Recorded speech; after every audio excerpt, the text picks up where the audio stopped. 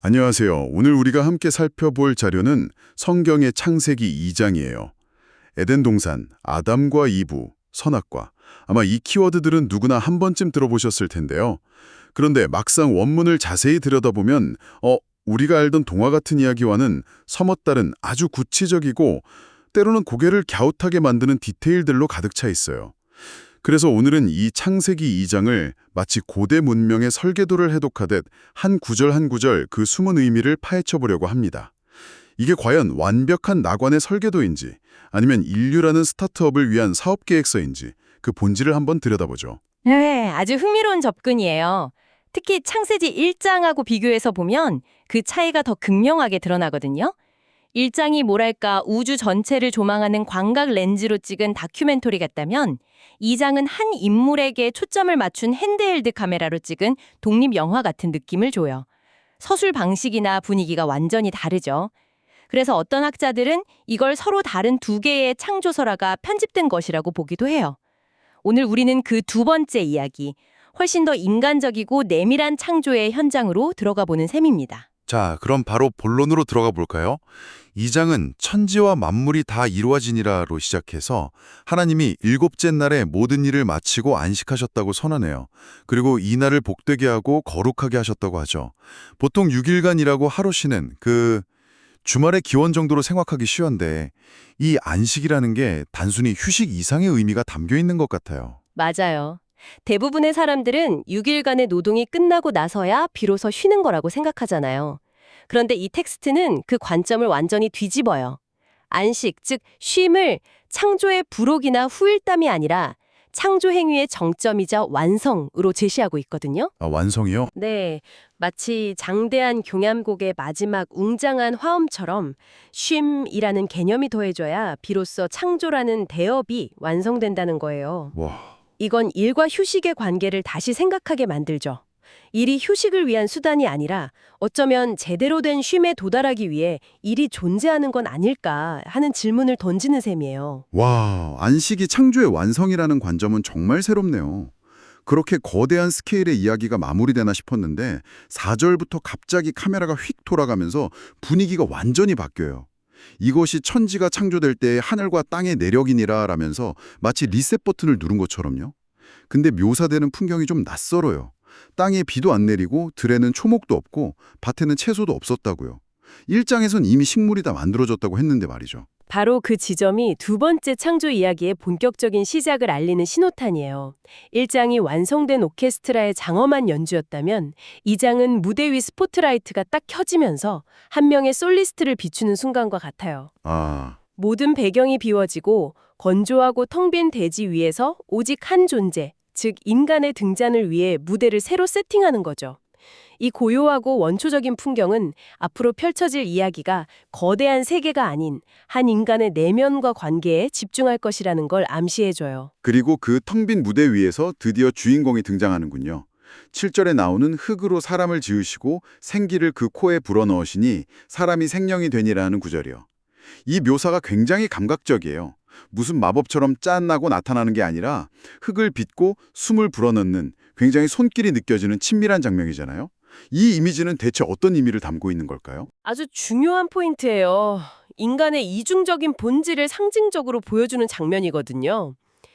흙, 아파르는 땅, 먼지, 즉 가장 비천하고 물질적인 요소를 의미해요.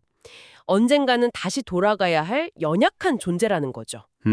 반면 생기, 네샤마는 신의 숨결, 즉 영적이고 신적인 요소를 의미해요.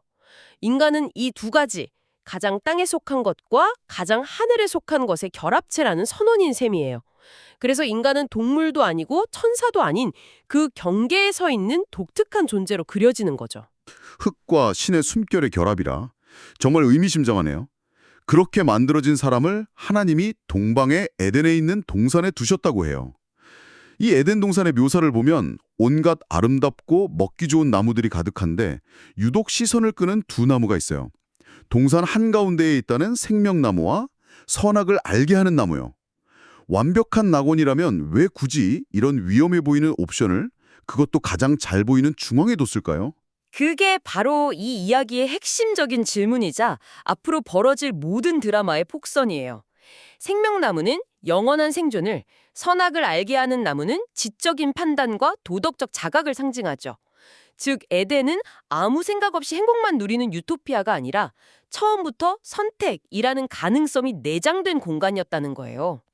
선택의 가능성이요? 네. 신적인 영역에 속한 지혜와 영생에 대한 갈망, 그리고 그로 인한 갈등의 씨앗이 이미 낙원의 가장 중심부에 심어져 있었던 거죠. 선택의 가능성이 내장된 공간이라니 에덴에 대한 이미지가 완전히 달라지네요. 그런데 더 놀라운 건 그 다음에 나오는 지리적인 묘사예요. 강 하나가 에덴에서 흘러나와서 네 갈래로 나뉘는데 그 이름이 비손, 기온, 히데겔, 유브라데라고 아주 구체적으로 나와요. 특히 히데겔은 티그리스강, 유브라데는 유프라테스강. 이거 메소포타미아 문명의 실제 강 이름이잖아요.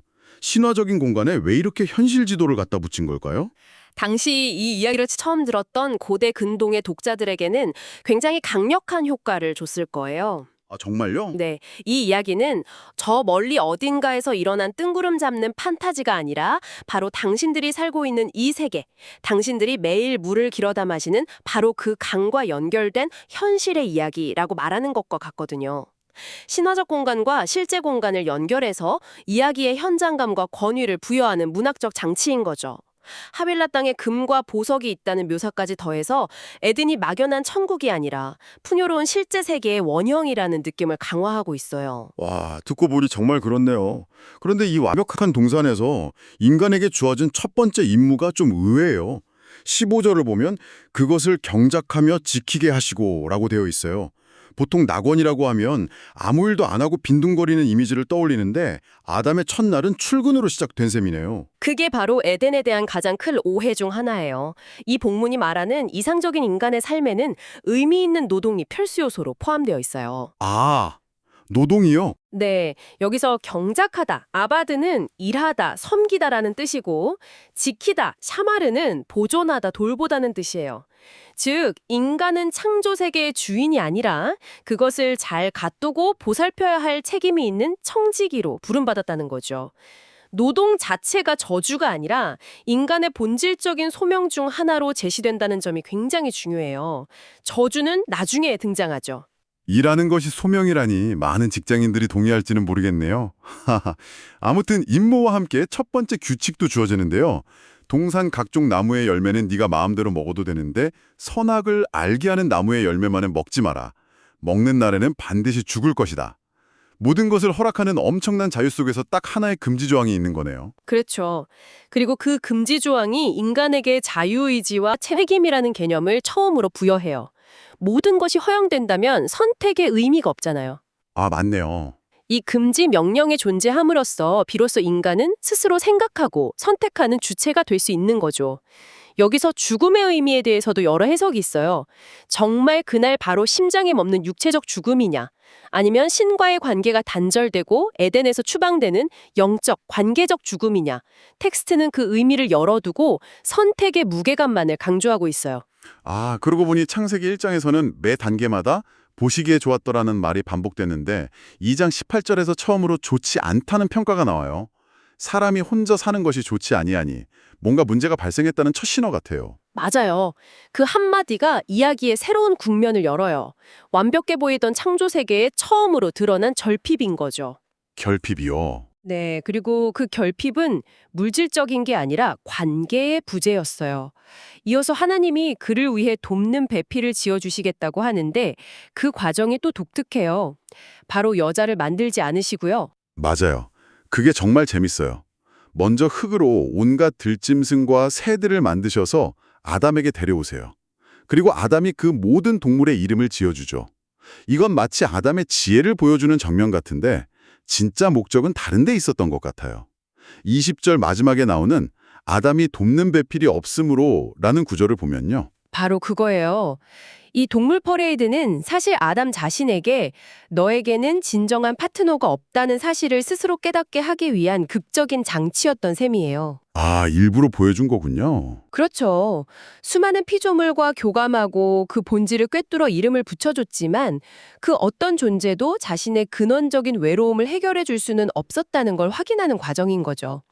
이를 통해 인간에게는 단순한 동반자가 아니라 자신과 본질을 공유하는 동등한 존재가 필요하다는 점을 아주 절실하게 부각시키는 거예요. 그 외로움의 깊이를 확인한 후에야 드디어 하나님이 아담을 깊이 잠들게 하고 그의 갈빗대 하나로 여자를 만드시는군요. 잠에서 깨어난 아담의 첫 마디가 정말 유명하죠.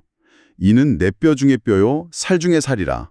이건 거의 노래나 시에 가까운 감탄사 같아요. 그렇죠. 수많은 동물을 봤을 때와는 차원이 다른 폭발적인 반응이에요.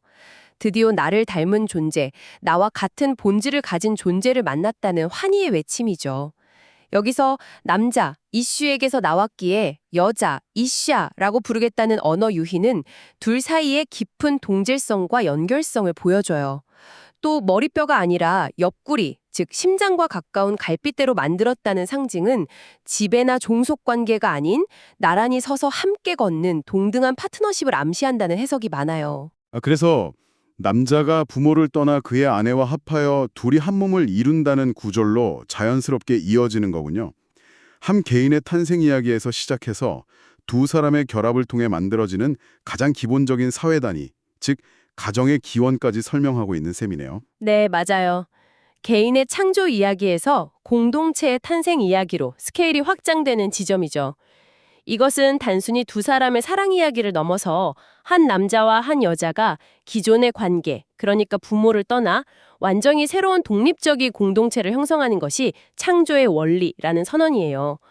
이 구절은 이후 유대교와 기독교 사상에서 결혼 제도의 신학적 근간이 될 만큼 아주 중요한 의미를 갖게 됩니다. 이 장대한 이야기는 아주 평화롭고 인상적인 한 문장으로 끝나요. 아담과 그의 아내 두 사람이 벌거벗었으나 부끄러워하지 아니하니라. 이 마지막 문장이 주는 여운이 상당한 것 같아요. 이 구절은 죄나 수치심, 속임수가 존재하지 않는 원초적 순수함의 상태를 그려내고 있어요. 서로에게 아무것도 숨길 것이 없는 완전한 신뢰와 투명한 관계를 상징하죠. 하지만 동시에 이 완벽한 조화의 순간은 바로 다음 장에서 벌어질 비극적인 사건의 배경이 되면서 묘한 긴장감을 자아내요. 이 평화가 곧 깨질 것이라는 걸 암시하는 폭풍전야의 고요함 같은 느낌을 주는 아주 뛰어난 문학적 장치라고 할 수 있어요. 자, 오늘 창세기 2장이라는 아주 짧은 텍스트를 깊이 들여다봤는데요. 우리가 막연하게 알던 에덴 동산 이야기가 아니라 인간의 본질, 노동의 의미, 관계의 필요성, 그리고 선택의 자유와 책임에 대한 아주 정교한 설계도였다는 생각이 드네요. 맞아요. 이 짧은 이야기 속에 나는 누구인가, 나는 왜 일하는가, 나는 어떻게 관계 맺어야 하는가와 같은 인간의 근본적인 질문들이 모두 담겨 있어요. 수천 년 동안 서구 문명의 철학, 예술, 법률에까지 지대한 영향을 미친 이유를 다시금 확인할 수 있는 시간이었죠.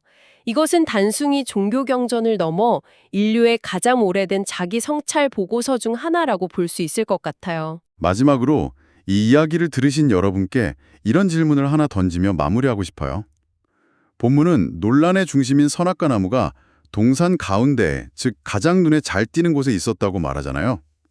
만약 당신이 이 완벽한 세상을 설계했다면 그 위험한 셀프 디스트럭트 버튼을 가장 잘 보이는 중앙에 두셨을까요? 아니면 혹시 모를 사고를 막기 위해 구석진 곳에 숨겨두셨을까요? 어쩌면 잘못된 선택을 할 수 있는 자유가 주어져야만 비로소 올바른 선택이 의미를 갖게 되는 건 아닐까요? 한 번쯤 곱씹어 볼 만한 질문인 것 같습니다.